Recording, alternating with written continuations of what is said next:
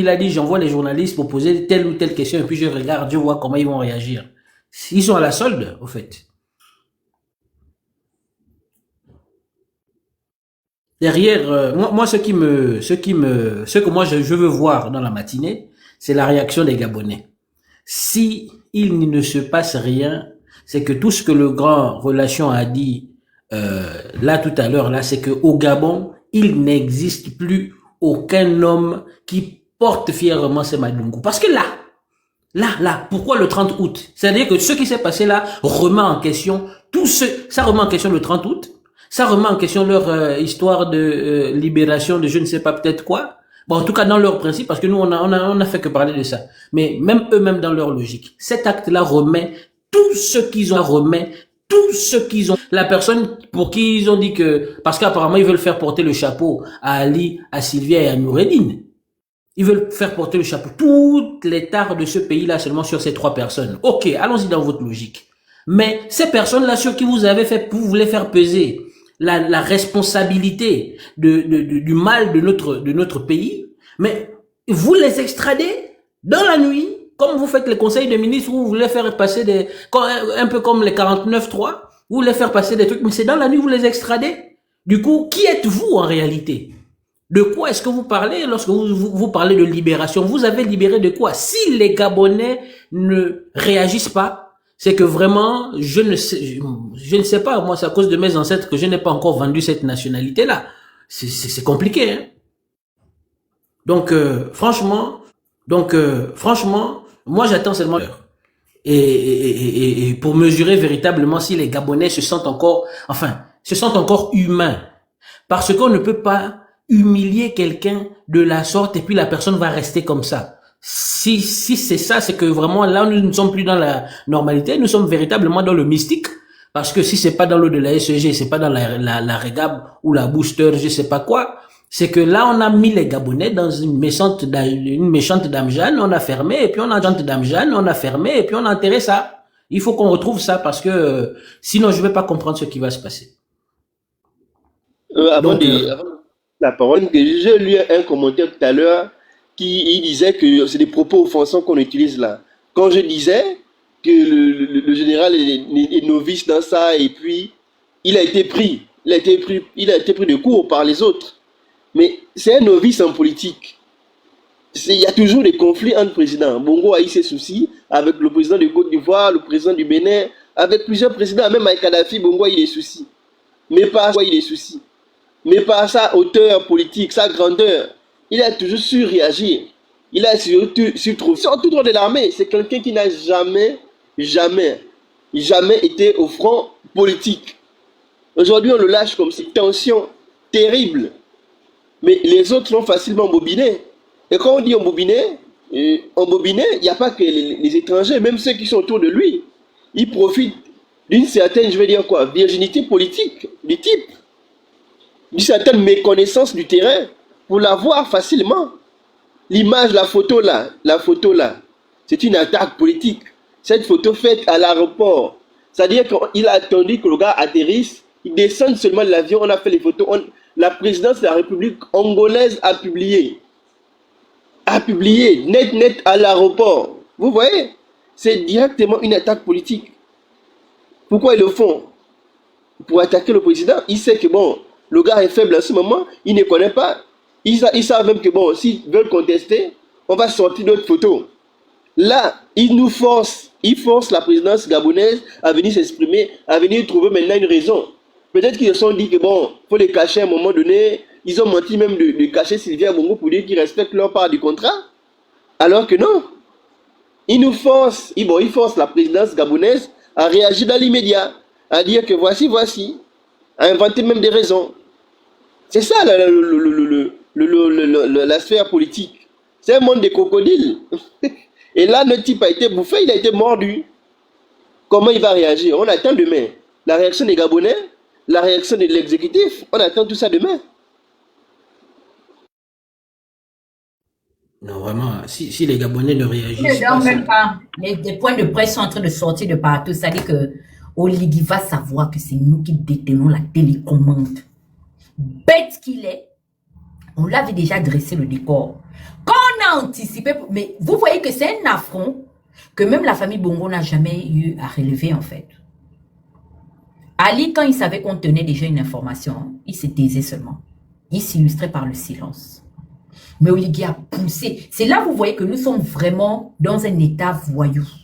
C'est des délinquants, c'est des cool-mangers, comme on dit chez nous, en jargon national, qui nous gèrent. Les koulounas de la République. Il vient... Non, mais c'est incroyable.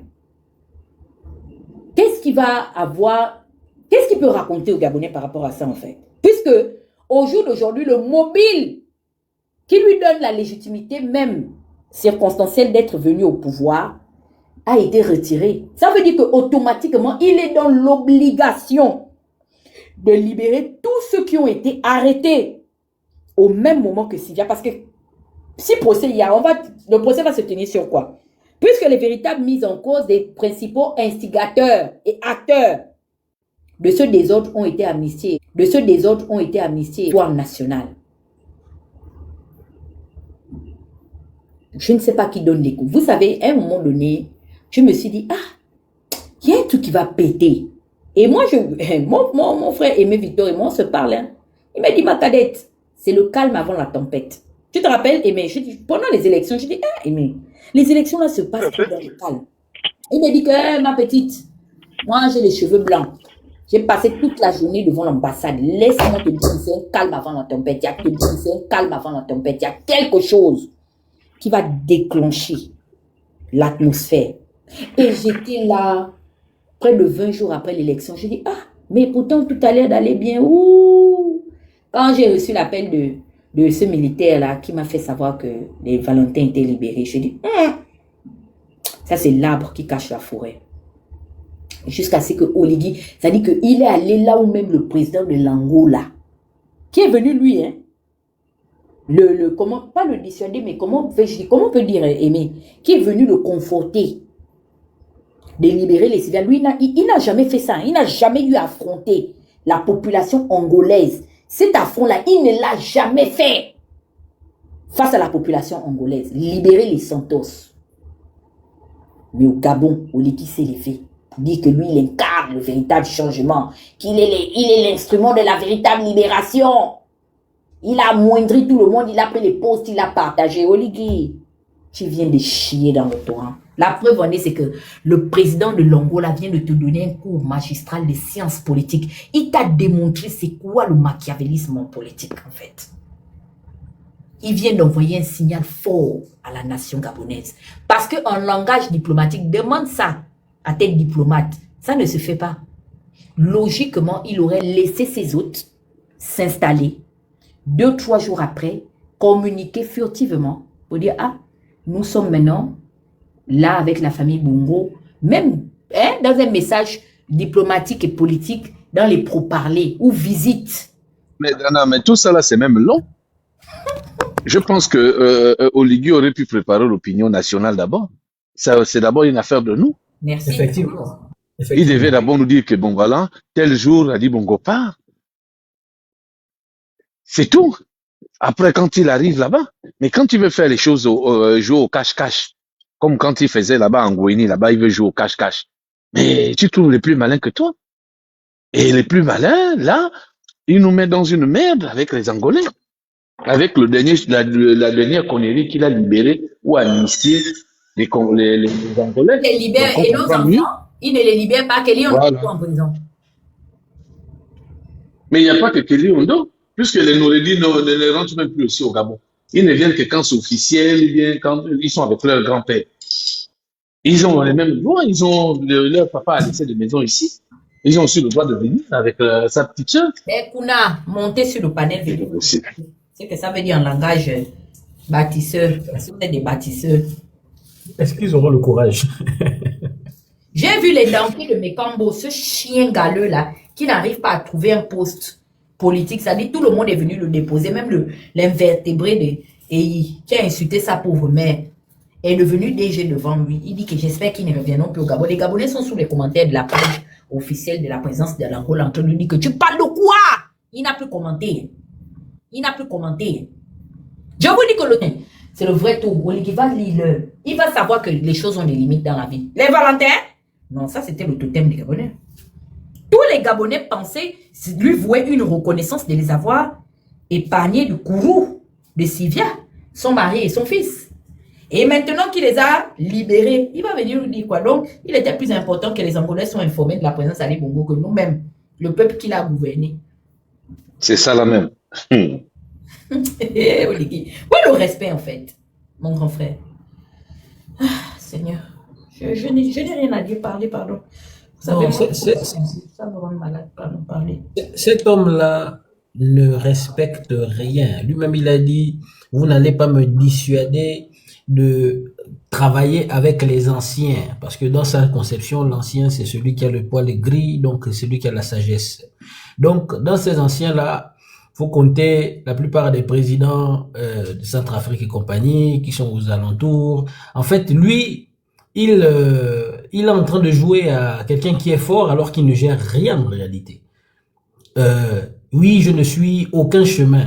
Mais en fait, moi je vois là quelqu'un qui est perdu. C'est quelqu'un qui, il a perdu le nord en fait. Il n'a plus de boussole et puis il essaie de rester fort, d'être fort mais tu as usurpé, tu essaies d'usurper une tâche vraiment qui te dépasse. C'est pas le genre de choses où tu peux déposer, c'est-à-dire que tu as pris et puis tu vas déposer à côté. Mais c'est toi-même qui allais chercher. Tu montes dans un avion, tu rentres dans le cockpit alors que tu n'as aucune notion d'aérodynamique, rien du tout, même des commandes et tout.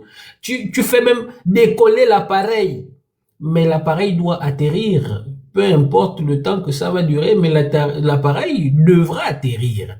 Mais à ce moment-là, il faut des véritables pilotes, des pilotes chevronnés, des pilotes aguerris qui sauront faire atterrir cet appareil-là. Et même cet appareil que tu as fait décoller, Monsieur Oligui Nguema. Mais cet appareil-là est défectueux. D'autant plus qu'il y a comment je vais dire ça, des anomalies que nous n'avons pas réparées.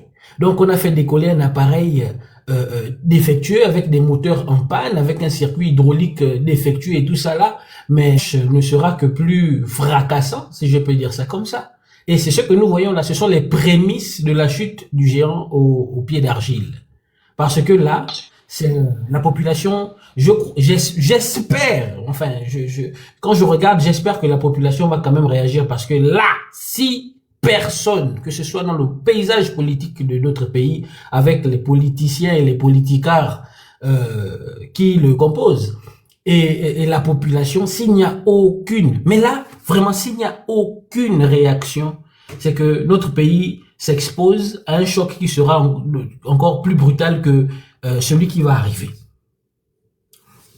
Non, mais il y a encore une chose là qui me fait vraiment penser à ce que l'Angola nous a vraiment mis un coup dur.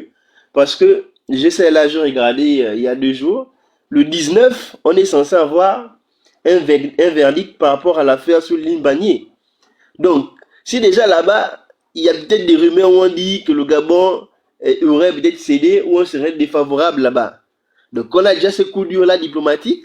Il a intérêt à ce que l'Inde il n'a pas le choix. Parce que ça, je vous dis que si seulement on annonce que c'est la Guinée qui a gagné, Oligui ne reste pas à la fin du mois de juin. C'est moi qui vous dis. Ouais, c'est ça. C'est tout ça. Donc, on a l'affaire de l'île Bagné qui sera prononcée le 19. On a ça. Oh, mais vraiment, c'est une zone de turbulence diplomatique actuellement là. C'est de la turbulence diplomatique. C'est vraiment fort. Comment ils vont réagir? Comment ils vont réagir là demain? Je ne sais pas. J'appréhende. J'ai vraiment envie d'aller dormir que quand je lève les yeux, c'est 10 heures et on écoute ce qu'ils vont nous dire. Mais c'est quand même et attendre aussi, tu sais, parce qu'hier encore, je regardais, il s'appelle comment là? Oh, le gars là, il s'appelle comment là? Le gars qui n'a pas, le vieux papa là qui a perdu sa denture là, qui venait sur Facebook nous regarder que ils sont en prison. Il n'y a rien, ils sont en prison, il n'y a rien, il est venu démentir là hier là. J'oublie son nom là, Jude Bertrand, qui nous a fait tout un tapage hier sur Facebook. Oh, il n'y a rien sur les informations des bars, et ainsi de suite. Comment il va réagir demain? J'attends.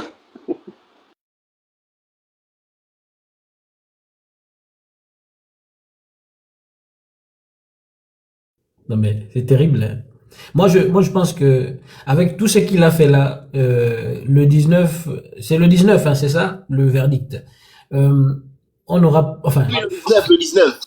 c'est ça. Donc le 19, qu'on ne s'attende pas à quelque chose de machin. Parce que avec tout ce qu'il a fait, on a vu comment il a traité avec le président de la Guinée équatoriale. Il essaie de faire ami-ami. C'est même pas ami-ami, c'est qu'il voit son père. Hein, et on voit son histoire de l'électricité dans le Wole là.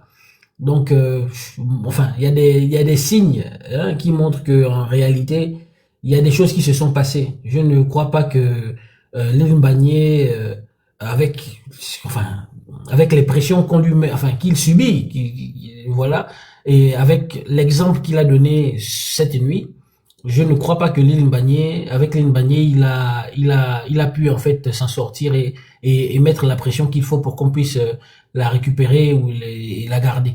Je crois que c'est perdu d'avance. Bon, je dis ça par rapport à mes observations, fait pour ne pas qu'on soit déçu, quoi. Parce que plus on attend des bonnes choses de cette personne-là, plus on est déçu. On découvre que en réalité, on n'a rien à attendre de ce monsieur. On n'a rien à attendre de ce monsieur et de ses collaborateurs. C'est perdu d'avance.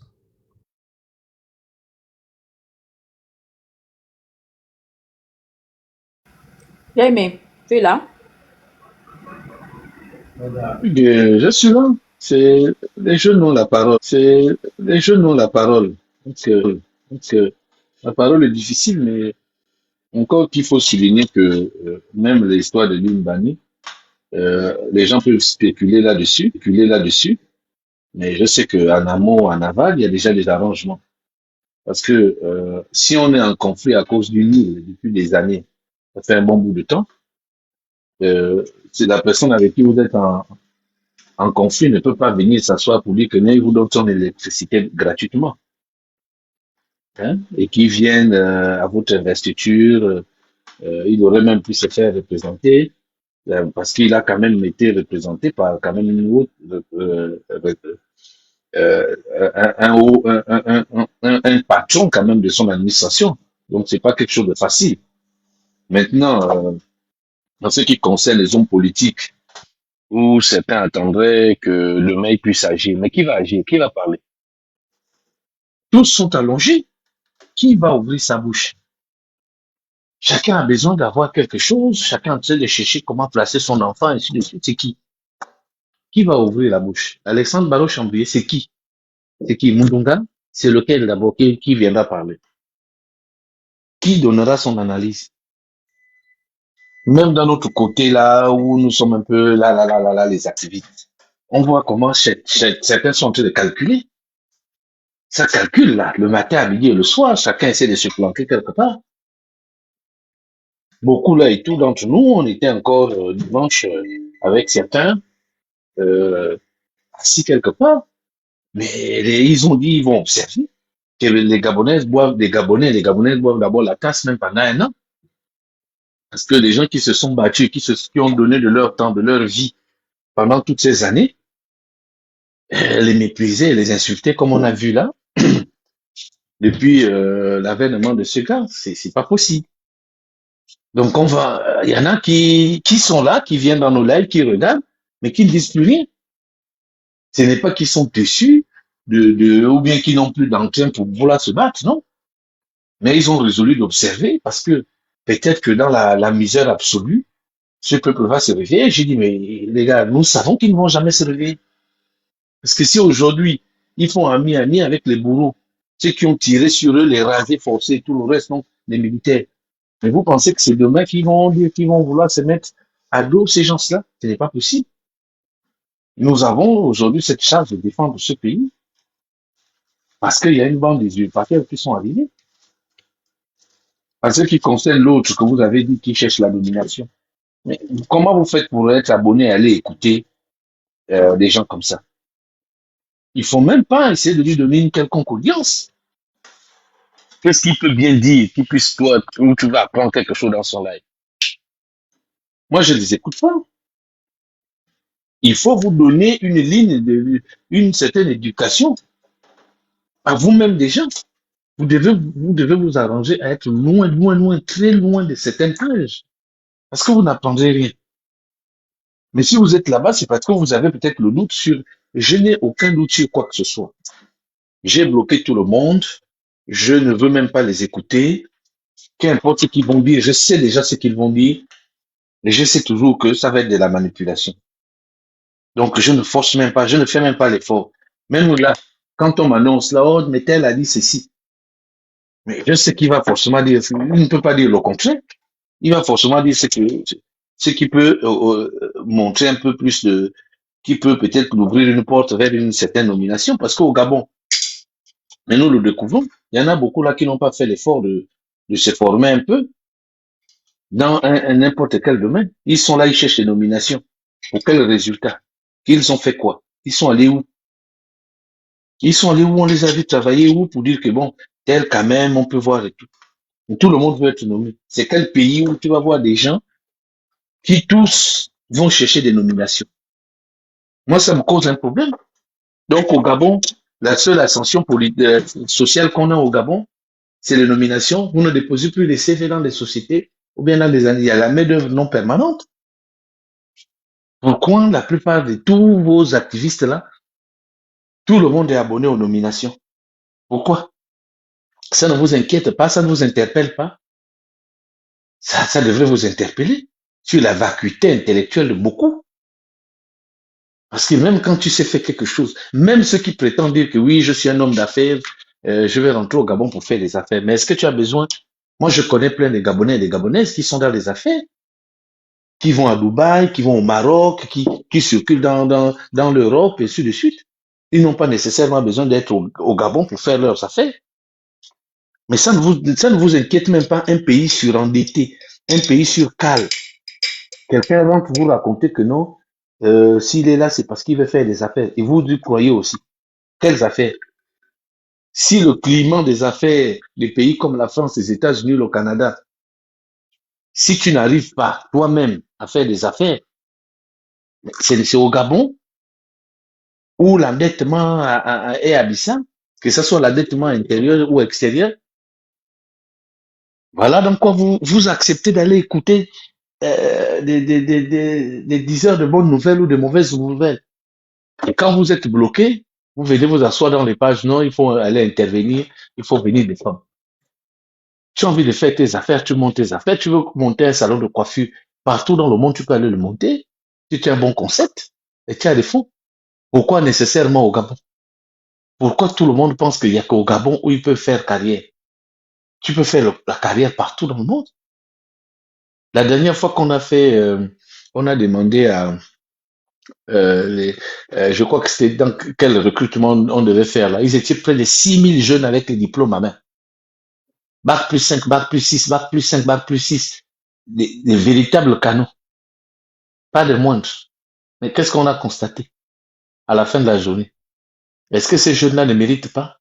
Pourquoi l'expertise devrait être prise ici? Voilà dans quoi on est. On accepte toujours que quelques petits menteurs viennent vous raconter. Même si tu fais ton petit boulot de là où tu es en Occident, ça te couvre la couverture maladie, ça te permet de rentrer dans des crédits et ainsi de suite. Si tu es quelqu'un de correct organisé. Est-ce que tu as nécessairement besoin d'aller dire que non, je dois forcément aller investir dans mon pays? Alors que dans le même pays, là, le mépris pour des gens qui sont performants et qui veulent faire avancer les choses est visible. Si vous n'avez jamais ouvert une société au Gabon, posez la question à ceux qui sont là-bas. Faites une étude de terrain. Ceux qui prétendent venir avec, entre parenthèses, la notion de homme d'affaires. Moi, je suis inquiet. Ils ont fait quelle affaire en Occident? On a vu, on a suivi. J'ai balancé sur ma page Facebook un jeune qui n'a même pas 40 ans, qui a travaillé aux États-Unis, il s'est formé un peu partout en Chine. Mais un pays comme le Burkina Faso, qui est quasiment avec toutes les sanctions possibles, ils sont en train de fabriquer des véhicules hybrides, des véhicules avec recharge solaire, des véhicules avec un peu comme les Tesla, des gars de la voiture. Itawa, il y a plein de voitures, il y a plein de véhicules. Allez-y sur le site.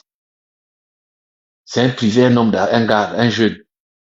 Avec l'appui du gouvernement, ils sont en train de construire une usine pour le SAV, donc le service après-vente et tout le reste. Mais ça, c'est pas la magie, c'est le sérieux. Mais va demander à ce jeune homme-là s'il a cherché un jour une nomination ou bien machin. Non. C'est une prison dorée. On voit comment Elon Musk est en train de vouloir fuir le poste qu'on a donné. Parce que tu es emmerdé. Donc les gens ne peuvent pas vous raconter que c'est des hommes d'affaires. Et puis c'est des gens, tu es un homme d'affaires et tu cherches à être nommé. Vous allez même voir même Henri-Claude Oyima va s'ennuyer. Il va s'ennuyer parce que il est habitué à être confronté à des véritables challenges. Mais s'il avait quelqu'un qui est son chef, mais qui n'a même pas la tête là où il faut, qui ne réfléchit pas et qui pense que être malin, c'est mieux que d'avoir un peu plus de jugeote dans la tête pour faire avancer les choses. Il va partir. Donc ce pays, on est en train de le mettre complètement sur cale. On est en train d'emmerder les Gabonais, les générations des jeunes. Nous, là, on va dire, avec déjà les cheveux blancs, c'est fini. On accompagne les jeunes. On accompagne. Si je suis là, il est 5 heures du matin pratiquement, dans une minute, il est 5 heures du matin. Mais je suis là, c'est parce que je me dis, cette jeunesse-là a un génie.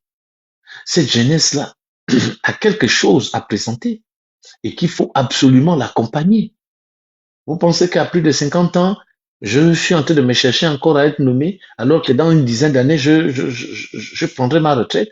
Je me bats pour maximiser pour ma retraite. Je me bats aussi maximiser pour cette jeunesse. Maximiser pour cette jeunesse. Venu hier, les activistes de l'autre côté, du bâtissement ou des bâtisseurs. Regardez comment ils se sont battus pour les derniers 100 millions qu'on a donnés après l'investiture. Ça, c'est des gens sur qui vous allez vous asseoir dans les pages et qui, le lendemain, viennent nous menacer que si demain ils sont nommés à des postes de stabilité, ils vont nous faire chier, ils vont fermer nos pages, ils vont nous faire extrader. C'est-à-dire qu'ils ont déjà des ambitions revanchards. Nous les devons. C'est eux qui décident sur les Gabonais. Mais ils veulent décider sur nous. Ils veulent décider sur nous et ils veulent absolument nous taper dessus, nous faire très, très, très mal. Voilà des gens avec qui nous nous sommes battus. Nous croyons que nous étions dans la même longueur d'onde, qui ont critiqué Ali Bongo, qui ont critiqué le régime, qui ont même insulté ceux qui sont aujourd'hui à la tête de ce pays. Ils n'ont pas été inquiétés. Mais eux, ils peuvent sortir, vouloir nous inquiéter, nous menacer, nous et nos familles et ceux qui sont régimes. Et vous, Gabonais, vous observez, vous laissez dire ça. Vous laissez à ce jeune homme, femme, de venir nous insulter. Vous pensez qu'on va aller où avec ça? Voilà un mensonge que l'Union est sortie des mentir. Les activistes de l'autre côté aussi, ils sont venus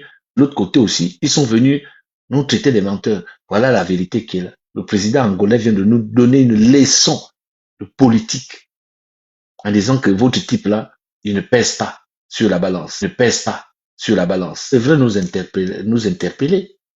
On n'a pas vocation, même Ali Bongo, dans son désordre, n'a jamais eu des problèmes comme ça. On va aller où avec? Vas-y, prends la parole, mon jeune frère. Non, mais c'est comme je disais là. Je vais même sur le cas, comment il s'appelle là, Oima, qui est aujourd'hui ministre de l'économie, des finances, des participations et de beaucoup d'autres choses là. Moi, je pense qu'il est là. C'est beaucoup plus parce que durant la transition, les banques commerciales ont beaucoup investi dans leurs choses là. Les banques commerciales ont beaucoup investi. Beaucoup investi. Je pense qu'il est là pour le patronat, pour venir récupérer leur argent. Mais en même temps, c'est comme tu as dit là, comme il sait qu'il va s'ennuyer, il sait que c'est le politique, si la tête n'est pas quelqu'un qui est un bon manager, quelqu'un qui connaît comment ça marche, les choses n'aboutiront jamais. Donc il garde un pied toujours sur son entreprise BGFI. Voilà pourquoi il ne veut pas lâcher. Parce qu'il s'est dit que bon, si là-bas il sent que la tendance n'est pas vraiment bonne, moi je vais mettre même quelqu'un là, je vais retourner pour moi à BGFI tranquille. Parce que je ne vais pas me casser la tête dans les choses de la politique, alors que j'ai une structure qui est en train de grandir. Parce que BGFI ne cesse de grandir. Mais mon jeune frère, moi je veux te rappeler une histoire. On a eu Emine Dumba.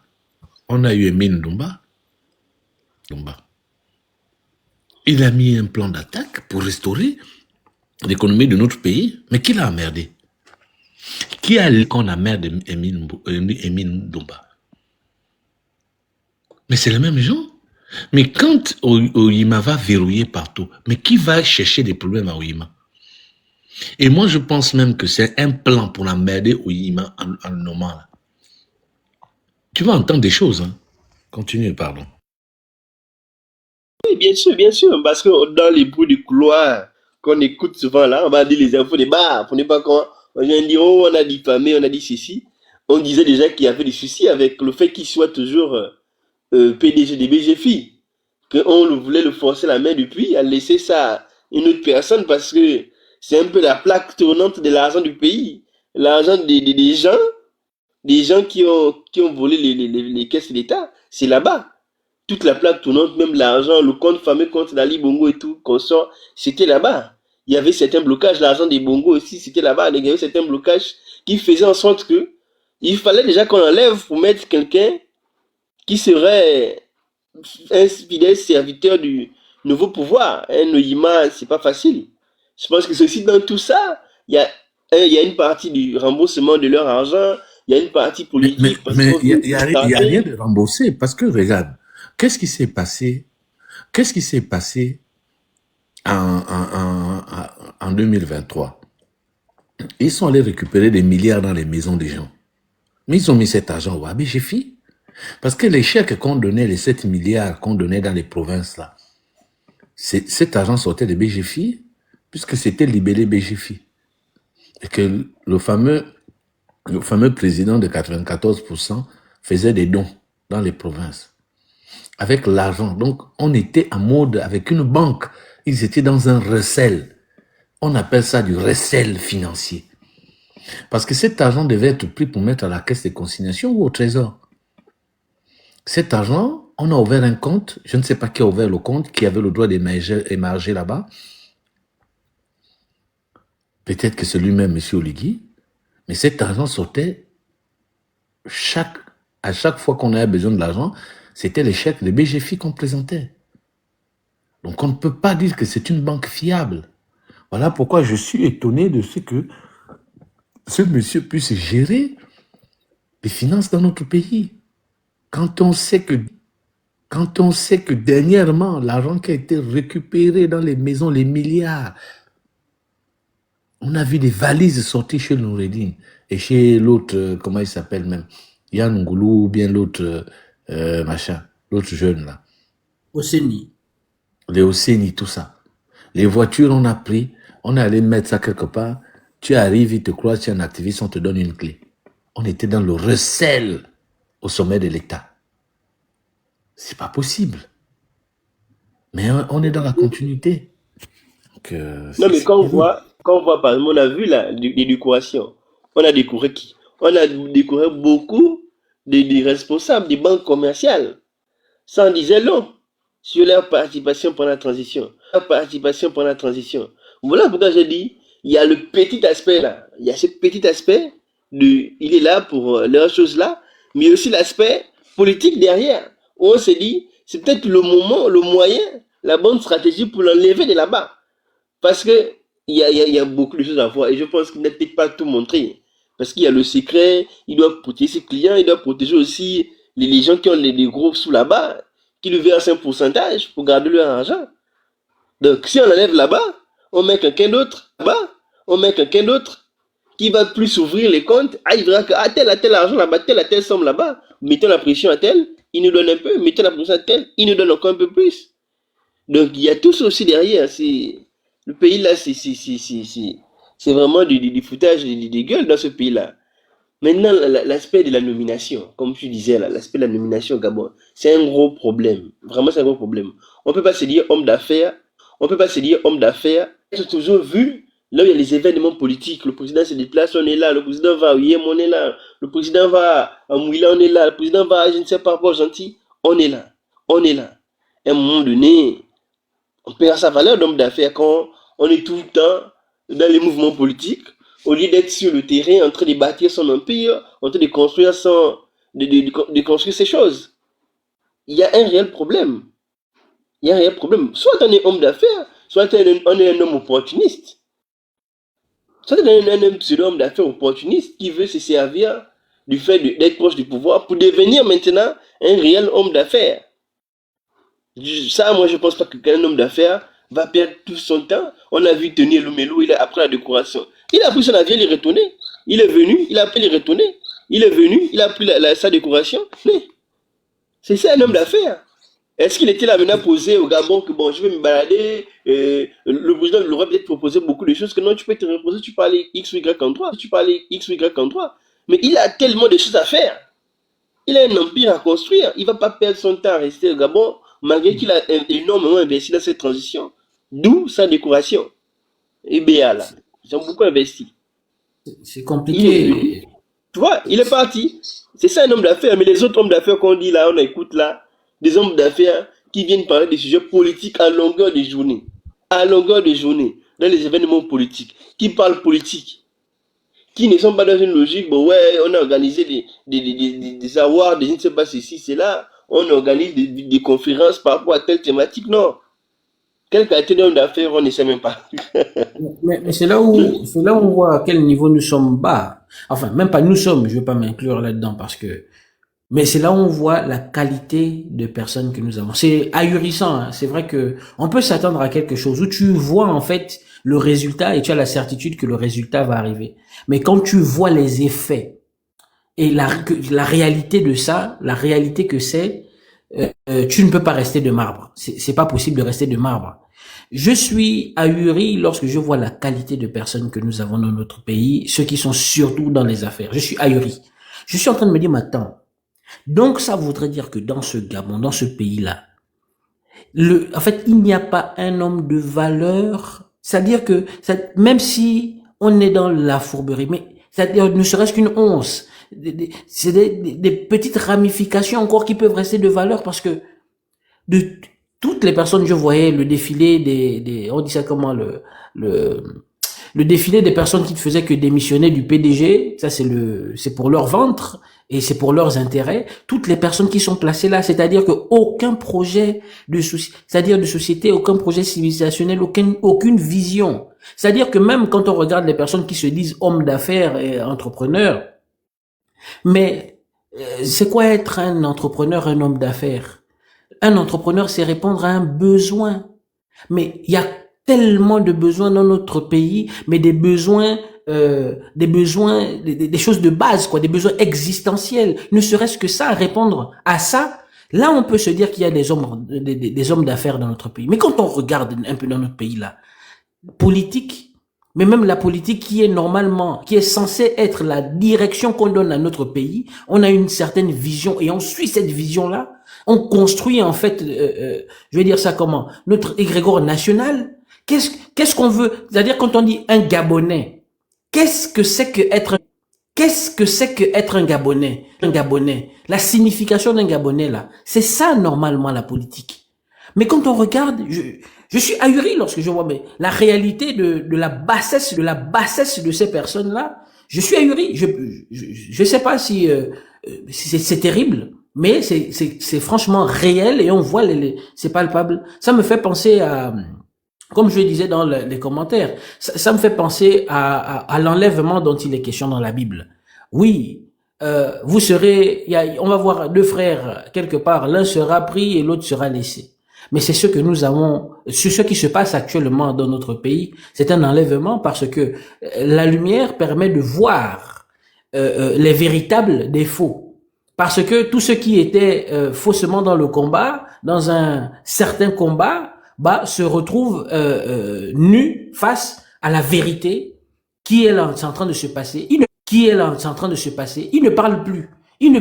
C'est-à-dire que même si tu t'es trompé, mais quand même, le rétropédalage, ne serait-ce que ça, on va dire ça comment, pour te remettre d'aplomb. Mais personne ne parle. Le pire, c'est que les mensonges sont même les personnes sont prêtes à laisser toutes les valeurs d'un être humain pour pouvoir aller défendre l'indéfendable. Et c'est ça ce que nous avons, ce que la majeure partie des gens appellent les grandes personnalités de notre pays. Des personnes qui sont prêtes à vendre toute une population juste pour leur ventre. Et dans quelle proportion? C'est-à-dire qu'en face de nous, nous n'avons même plus, nous n'avons même plus des êtres humains. Nous n'avons même plus des hommes et des femmes dignes d'être appelés des hommes et des femmes. Parce que là, à ce niveau de la compétition, c'est terrible. Moi, je suis profondément ahuri. C'est-à-dire, je fais un récapitulatif. J'essaie un peu de revoir, de regarder tout ce qui s'est passé dernièrement dans notre pays.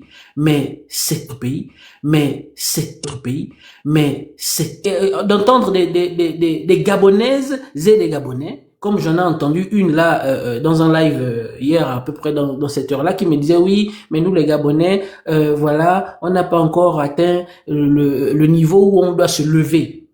Mais quand vous avez donné vos vies, la vie de vos enfants, de toute votre famille, de générations futures, qui ne sont même pas encore là, entre les mains de personnes de cette qualité-là, mais qui êtes-vous, peuple gabonais? Qui êtes-vous, peuple gabonais? Qui êtes-vous? Comment est-ce que vous vous définissez? Est-ce que vous arrivez à vous regarder dans un miroir?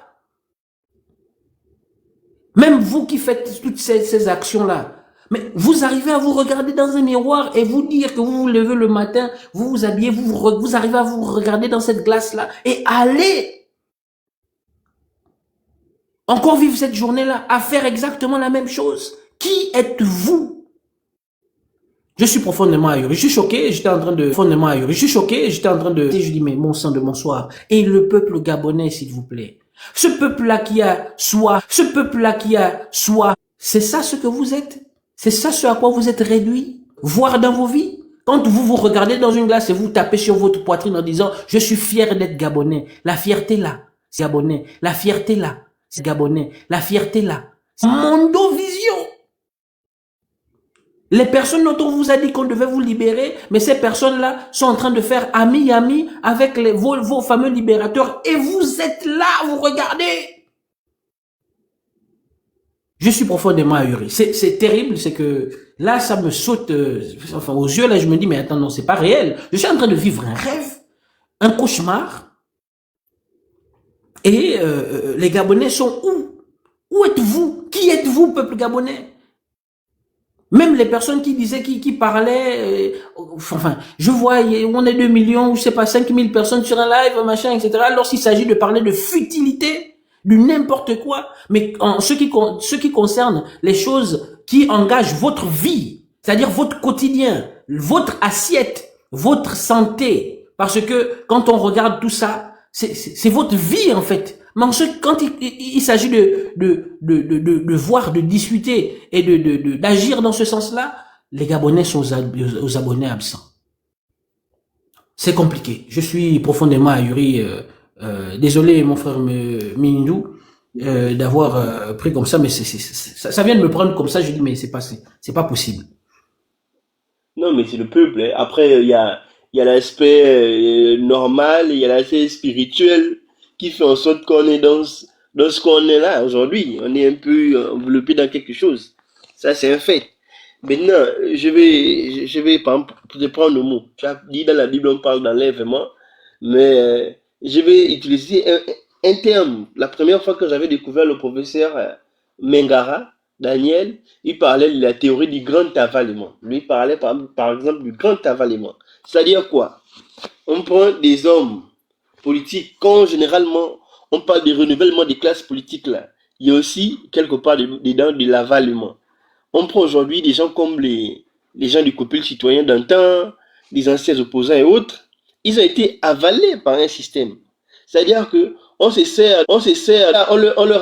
leur a donné une nouvelle coloration. C'est-à-dire qu'ils restent eux-mêmes, mais avec une nouvelle tenir l'indéfendable, mais de manière un peu propre. Hein. Il vient là, oui, la Constitution dit ceci, dit cela, ça c'est normal, dit cela, ça c'est normal, qui sert les intérêts d'un système.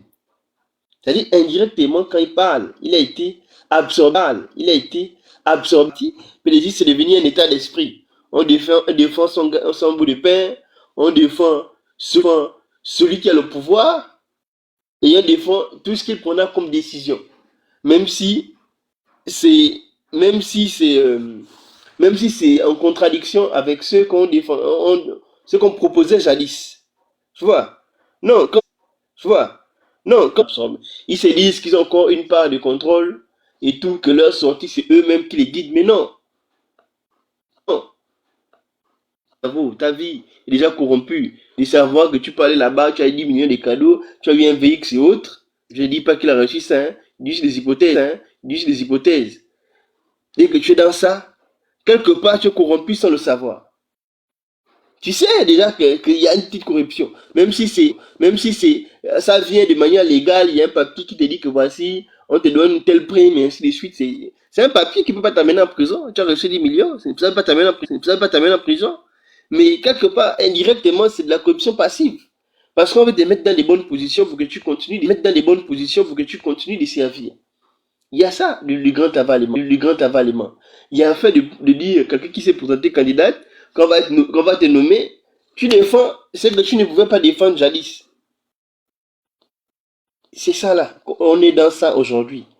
On est dans un renversement total des personnalités politiques, société civile. C'est-à-dire que tout anti ont été bouleversés, chamboulés. Tu prends même le syndicat. Aujourd'hui, quand les syndicalistes vont encore venir s'élever pour venir défendre son secteur d'activité, à partir du moment où il a été dans un truc de campagne, c'est-à-dire qu'il soutient déjà ceux qui sont là. Tout ce qui va se faire, il va soutenir. Quel courage il aura encore venir de contredire ou de porter ses mouvements ou de porter par exemple le dynamique unitaire ou autre si il a été dans une équipe de campagne pour soutenir ceux qui sont aujourd'hui aux affaires. Attends, mais chez Jean-Rémy, non, là je ne parle pas forcément des jeunes. Je ne parle pas forcément des jeunes Jean-Rémy. Je ne parle pas forcément des jeunes Jean-Rémy Yama. Je parle de manière globale. Quand on regarde de manière globale, les syndicalistes de Gabon, tu penses lui de la liste de Gabon, tu penses lui de la c'était absorbé. Peut-être Jean-Rémy Yama, il est dans son coin. Mais quelque part, le fait de travailler, de servir le CTR en étant, en proposant pour eux, en côtoyant ces gens-là tous les jours, même si il est peut-être cette voie discours, on prend des mesures. Il y a d'autres, quand tu es par exemple sénateur comme ça, quand une loi ne te plaît quasiment pas, il y a d'autres qui se mettent là, ils font des marches, ils organisent des trucs, ils sont vraiment de la contradiction du parce qu'ils savent. Il y a le député Sagna, je crois au Sénégal ou quoi. Moi je vois ses interventions. Il est à l'Assemblée nationale ou à l'Assemblée même de l'Afrique de l'Ouest.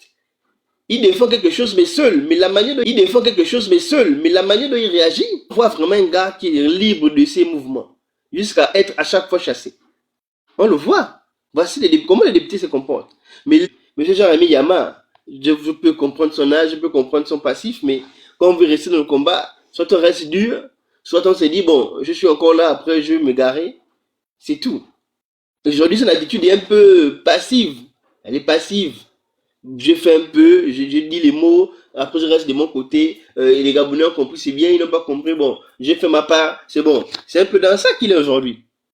Pas que je dis que c'est mal, je comprends son âge, je comprends ce qu'il a vécu, ce qu'il a subi. Je le comprends très bien. Mais c'est un combattant amoindri, c'est un combattant qui ne donne pas au maximum. Tous les syndicats aujourd'hui sont corrompus, ont été avalés par le système. Tout ce qui est parti politique ont été avalés. C'est là maintenant qu'ils se réveillent là, parce qu'ils ont écouté maintenant ce qui va être mis en place pour les élections. Là, ils se relèvent que, oh, mais on a soutenu cela, on s'est allé, association, on se sont allés au RDB, tout le monde là. Mais en fait, on risque de tout sauter. Ils se rendent compte maintenant, et il y a un petit sursaut de oui, non, c'est pas sérieux, ainsi de suite. C'est là maintenant qu'ils se rendent compte. Mais ils auraient dû se rendre compte de ça pendant le référendum, pendant l'élection présidentielle, pour peser sur le terrain. Qu'est-ce qu'ils ont fait? Ils ont tous fait les communiqués qu'on soutient la vision, on soutient la vision, on soutient la vision, on soutient la vision. C'est maintenant, quand on vous dit, bon, voici ce qui va être mis en place, vous n'avez pas du juge adhérent, vous n'avez pas un compte bancaire, vous n'avez pas un siège, vous devez forcément avoir des élus, vous devez ainsi de suite, ils se rendent compte que toutes ces choses-là, ils ne pourront pas les avoir parce qu'un parti politique, ça prend du temps pour s'imposer sur le territoire national. Un parti politique, ça prend du temps pour pouvoir convaincre, pour pouvoir propager ses idéaux, son idéologie, ça prend du temps. Donc on ne peut pas en une élection demander à tous les partis politiques d'avoir des élus. C'est pas possible. C'est pas c'est possible. clair. Mais ça, au moment du référendum, au moment de l'élection présidentielle, ils n'avaient pas compris ça. Et pourtant, le texte était devant eux. Hein. Je me demande même si ces gens-là, ces vieux papas-là lisaient. Ils étaient tous en train de dire qu'on soutient le chef. Ils ont tous fait les communiqués à la télévision. Ça nous soulève même au moment donné. Oh, tel parti politique soutient. Oh, machin soutient. Oh, le référendum, on va dire oui. On va dire oui, on va dire oui. Et là, ils se rendent compte que merde, on a été eu, les deux pieds. Ils sont tombés les dedans. Là, ils se rendent compte que qu'est-ce qu'on fait? Qu'est-ce qu'on fait aujourd'hui? Est-ce qu'on reste dans notre position? Est-ce qu'on devient maintenant radical face à eux, face au pouvoir, au nouveau pouvoir? Qu'est-ce qu'on fait? Quelle attitude on va désormais avoir? Mon Ils frère, se rendent compte qu'ils ont été piégés. Ils ont été non, piégés. Et ils mon se frère, le réveillent. Oui? mon frère, excuse-moi, c'est que quand tu es dans une dynamique et que tu te fais piéger, il y a quelque chose, c'est ton moteur. C'est-à-dire que ta réaction n'est pas je fais comment, c'est-à-dire que pour me sortir de là, c'est-à-dire dans un certain, j'ai envie de dire, égoïsme, égocentrisme, si je peux dire ça comme ça. Parce que regarde, c'était quoi le moteur? Qu'est-ce qui a fait en sorte que telle ou telle personne, par exemple, la dernière vague de démission du PDG, des PDGistes, qui démissionnent? Ce n'est pas parce que la vision que le parti est en train de prendre ne va pas dans le, enfin, ils ne sont pas alignés avec la raison de leur démission. C'est par rapport aux opportunités, justement, qui leur sont offertes quelque part par le RDB et Est-ce que compagnie. juste 30 secondes?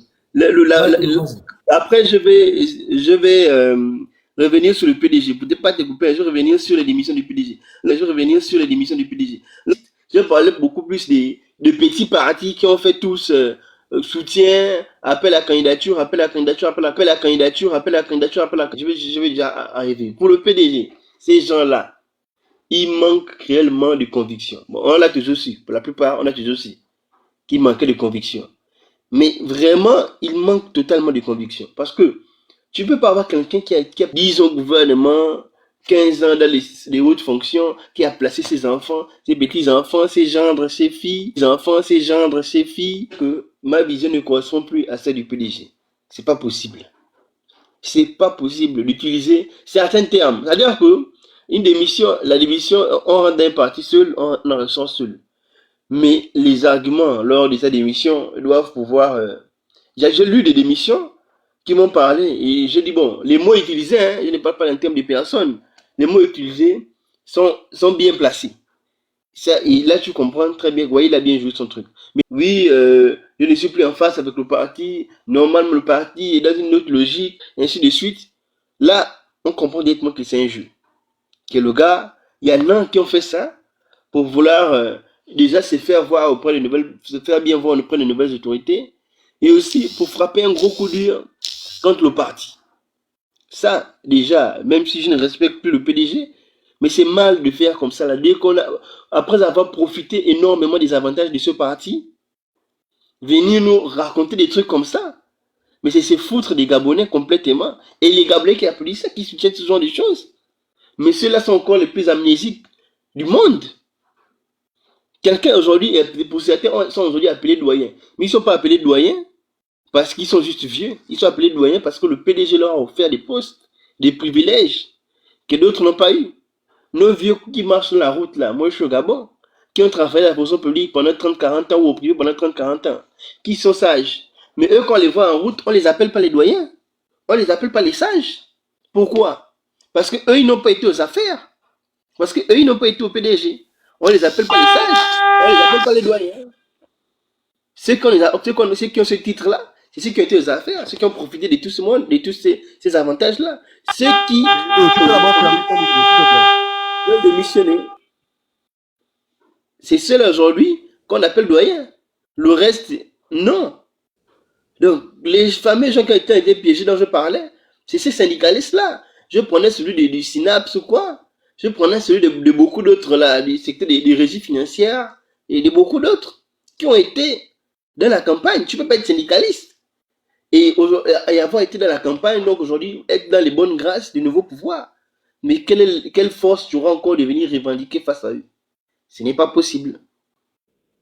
Mon frère, regarde un peu la situation. C'est-à-dire que quand tu es piégé, enfin, dès que tu es dans une certaine dynamique, tu vois, pour te rendre compte que tu as été piégé, c'est que tu gardes, tu vois, ta dynamique, ta direction. Mais regarde un peu ce qui se passe. Ok, certaines personnes se font avaler par le système. Parce que le PDG, il est toujours là. Plus de nom, parce que le nom PDG devient un fétiche. Parce que les Gabonais ont en horreur ce nom-là, le PDG. Donc, toute personne qui va s'illustrer comme étant un membre du parti PDG et prendre des décisions sous cette bannière-là, ce nom-là, bah, s'expose à un rejet de la population. Du coup, ce qu'ils sont en train de faire, c'est mettre de côté le nom PDG, même si on garde le logiciel PDG, et agir, mais justement en laissant ce nom qui est devenu fétiche. C'est maintenant le RDB. Même si jusqu'aujourd'hui, bon, c'est pas si c'est un parti politique ou machin. Donc, c'est ça. Donc, je reviens à cette personne-là. Ok, tu t'es fait avaler par le RDB. Mais quand tu vois que derrière le RDB, le PDG vient en soutien, surtout c'est ce que nous avons vu dans la campagne, mais à ce moment-là, c'est là où ton rétropédalage peut faire sens. Mais lorsque nous regardons un peu tout ce qui s'est passé, il n'y a pas eu de rétropédalage qui a eu un sens, parce que tout le monde, même si tu vois, même si on est venu, on essaie de faire des choses, etc., mais quand tu vois que la raison fondamentale même de ton, on va dire l'existence, soit de ton parti, soit de ton groupement politique, soit de ton syndicat, des personnes contre qui, enfin le système, pas forcément des personnes, mais le système contre lequel tu t'es battu, bah, se range du côté de la personne dont tu dis adopter la vision, c'est que là, quand même, tu vas te dire, mais attends. Il y a le diable, et puis il y a quelqu'un. Je me mets derrière le quelqu'un en question, mais le diable vient soutenir le quelqu'un en question. Ça voudrait dire que le quelqu'un en question, c'est le diable aussi. Mais, tout ce qu'ils font là, c'est pour eux-mêmes, c'est-à-dire que c'est pour se sortir, eux, des problèmes, se sortir en fait de bon, ok, là je suis dans une situation inconfortable, si je reste là, bah je ne vais pas manger. Pour pouvoir manger, il faudrait que je fasse comme ça et je vais me mettre là-bas, mais en fait c'est pour des intérêts personnels et égoïstes. Ce n'est pas par rapport à une certaine vision. Je parle bien de toutes les personnes actuellement qui sont derrière le RDB et compagnie, toutes les personnes qui sont derrière là. C'est-à-dire qu'il n'y a pas une vision, c'est-à-dire une verticalité, comme j'emprunte les mots de Mbalo Relation, mais une certaine verticalité, quelque chose qui te guide, des valeurs précises. Mais, c'est-à-dire tu ne prends même pas en compte enfin, quand tu es dans un poste, tu occupes une fonction. La fonction, c'est pas pour toi et pour ta famille. Cette fonction-là est là pour justement profiter au grand nombre. Je ne suis pas gouverneur pour moi parce que je dois avoir des privilèges, des éloges et des machins, des ceci, des cela. C'est parce qu'il y a un travail qui doit être abattu. Et c'est ce travail-là que je dois abattre. Donc, même si ma hiérarchie perd la tête, mais moi, j'ai le code de déontologie de ma fonction, la signification de ça, mais je ne transige pas. Même si on me fait sauter, au moins j'ai gardé ma dignité, ma verticalité. Tu vois un peu? Mais qu'est-ce qui se passe actuellement? C'est-à-dire qu'au Gabon, il n'y a personne actuellement qui soit capable de garder une certaine verticalité par rapport à tout ce qui se passe. Ok, d'accord. Et toutes les décisions qui sont prises, c'est pour sécuriser ce n'est que ça. Sécuriser leur garde-manger.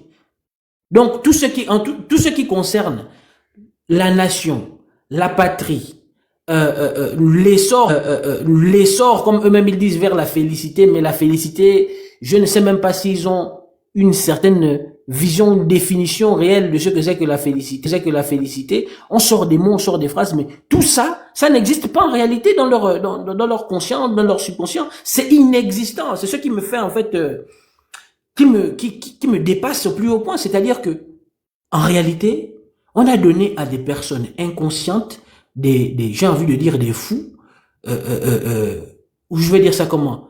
Tu vas donner une truelle, une pelle, machin, à quelqu'un qui ne sait pas ce que c'est que la maçonnerie. C'est-à-dire que dans son pas, lui, il voit du sable, il voit quelque chose qui ressemble à je sais pas peut-être quoi, mais on lui donne quand même la truelle, la pelle, et on lui dit bon, construis. Mais la construction, même cette notion-là, n'existe pas dans son esprit. C'est ce qui me dépasse, quoi. tout l'environnement politique là actuellement, en tout cas de la majorité, qui est là, n'a aucune notion de ce qu'est véritablement la politique.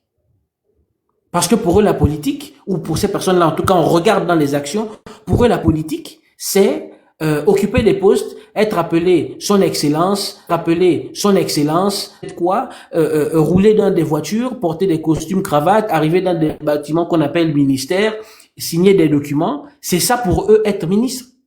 Ou c'est ça pour eux être occuper des fonctions, en fait, voilà, c'est ça pour eux la politique. La politique, c'est ça. C'est faire des tours, le passe-passe. C'est terrible. Je suis dépassé. Je suis dépassé. Face à la réalité, en fait, c'est réel, ce dont nous sommes en train de parler, là, je suis vraiment, je suis dépassé. En tout cas, les gars, on va donner notre mot de fin. Hein. On va aller se coucher et puis tout à l'heure, on va Bien relancer. sûr. C'est même ce que je voulais faire. Je dois aussi travailler demain matin. Donc, pour le mot de fin, Sylvia Bongo est déjà hors du Gabon. Avec son fils, Ali Bongo est déjà hors du Gabon. Le mal du Gabon, c'est qui? Qui a fait quoi durant les 60 ans de Bongo? C'est à peu près ça, non? 60 ans de Bongo. Qui a fait du mal? Bon, si on doit même circonscrire le magistère d'Ali Bongo, qui a fait mal? À qui la faute? C'est seulement à ceux qui sont en prison aujourd'hui, Massassa, Balondi, Yann Goulou, bon, on a dit Vouandjami est déjà dehors. C'est seulement eux. Le problème, il faut que les Gabonais se posent des questions. Et là, je veux rejoindre encore les propos des gens qui demandent la commission justice, vérité, réparation et réconciliation. Le candidat, aujourd'hui président, avait dit, le président élu va mettre ça en place. Il faut qu'on sache. Ça ne va pas passer sous silence. On est venu nous expliquer un coup d'État à cause des énormes choses qui s'est passées au sommet de l'État, qui n'étaient pas normales. Donc on laisse ça comme ça parce qu'il y a le nouveau pouvoir, parce que c'est la fameuse 5e République. Qu'est-ce qu'on fait? Libérer les autres une bonne fois. Moi, je ne connais pas Yann Ngoulou, mais quand on libère Yann Ngoulou, si Sylvie est dehors, pourquoi Yann Ngoulou est en prison? Qu'on le libère aussi. Et vraiment, il faut que sa famille, les gens de sa province et autres font du bruit aussi pour lui. Je ne vois pas intérêt qu'il reste en prison, y compris les prisonniers politiques, Yann Kougou et tout le reste. Donc, je veux m'arrêter là ce soir. Et bonne soirée à tous, bonne nuit. Merci. Voilà, clôture. D'accord. Alors, moi, je dirais que ce qui s'est passé cette nuit, c'est une fois de plus, enfin, une forfaiture, c'est le remix de la forfaiture du 30 août 2023, où, en fait, on a enlevé aux Gabonais la possibilité, leur volonté, en fait, de changer les choses et de faire naître dans leur pays, dans notre pays, quelque chose de meilleur, en fait. Cet acte qui a été posé, justement, représente ça. C'est que la personne qui a pris les rênes aujourd'hui, dans son agenda, ça c'était vraiment un élément non négligeable, c'était l'absolution totale de toutes les personnes qui sont venues justement enlever l'herbe sous les pieds des Gabonais, faire une espèce de remplacement, la fameuse révolution de palais, et pour ne pas justement faire en sorte que les personnes qui sont de la même famille puissent se retrouver dans des situations compliquées, on les extradie, on les met à l'extérieur, mais tout ça sans que les coupables de tous les sévices, de tous les maux que les populations ont subis ne soient inquiétés. C'est ça la logique dans laquelle ils veulent nous emmener, cher peuple gabonais. Et c'est ce que nous devons refuser avec la plus grande énergie parce que quelqu'un disait que ce que l'homme sème, il le récoltera au centuple. Donc ce que nous avons fait, ce qu'on nous a fait, ce pourquoi nos frères sont tombés, ne doit pas rester sans réaction de notre part, sans que la justice ne soit faite. Et là encore, cet acte qui a été posé est une affirmation supplémentaire de ce pouvoir-là, qu'en réalité, l'avis des Gabonais, leur avis, ce qu'ils pensent et ce qu'ils veulent, ils n'en ont véritablement rien à faire. Et peuple gabonais, sincèrement, si ça vous laisse de marbre, je ne sais pas comment vous appeler. Il faut vous lever. Et il faut réagir. Moi, j'attends juste dans la journée, voir un peu comment ça va se passer. Mais pour moi, c'est la dernière, j'ai envie de dire quoi, c'est la dernière occasion, en tout cas pour moi, de voir en fait si les Gabonais sont véritablement encore des êtres humains valables et dignes d'être appelés êtres humains. Voilà.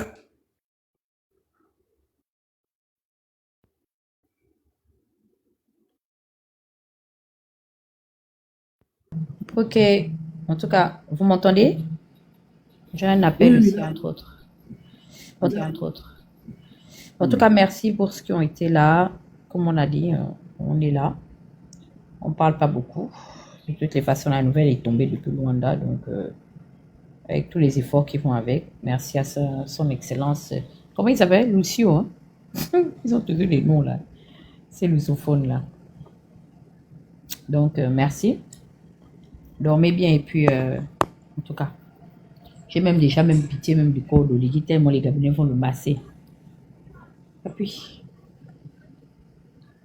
non. Bye. Ok, bonne nuit, dormez bien.